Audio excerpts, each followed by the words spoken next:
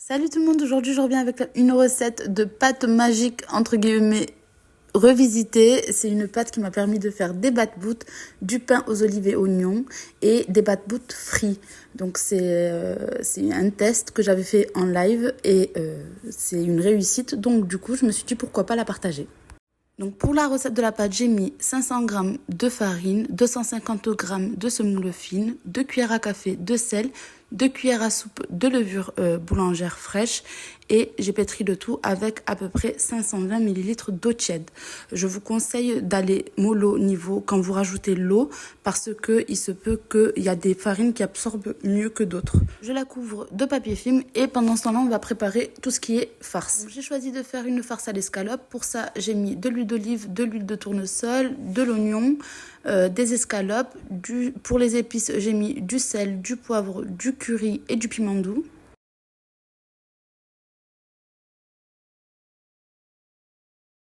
J'ajoute un petit verre d'eau et je recouvre le tout pour laisser mijoter pendant 10 minutes. Pour les petits pains aux olives et à l'oignon, donc j'ai mis des olives vertes, des olives noires, un oignon, une cuillère à soupe de margarine et j'ai mixé le tout.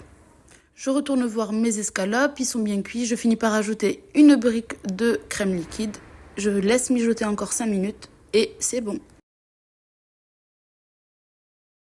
Pour les bat-boutes crudités, j'ai choisi de mettre des petits morceaux de concombre, du maïs et des petits morceaux de tomates que je vais mélanger avec de la sauce blanche.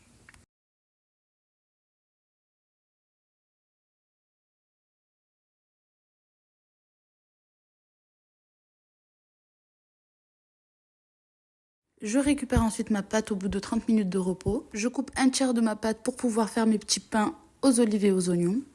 Ensuite, pour le reste de ma pâte, je l'étale et ensuite je vais prendre un verre pour faire des ronds.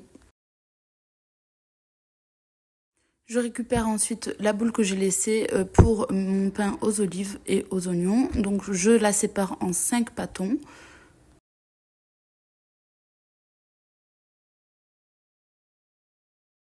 Donc je commence par le pain aux olives. J'ai pris un pâton, je parsème de semoule pour pas qu'elle ne colle. Je l'étale et une fois étalée, je tartine avec la préparation d'olives et d'oignons. Et ensuite, j'enroule le tout comme une baguette et je referme en pinçant.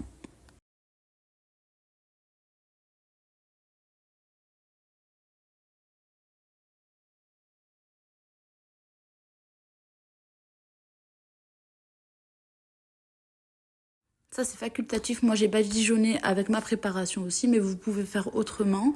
Juste badigeonner avec de l'œuf et parsemer de graines de pavot.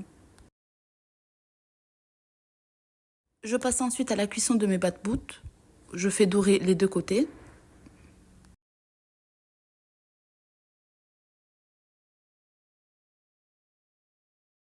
Et pour les bat-boutes frits, je les trempe dans du lait et des graines de sésame et je mets à frire.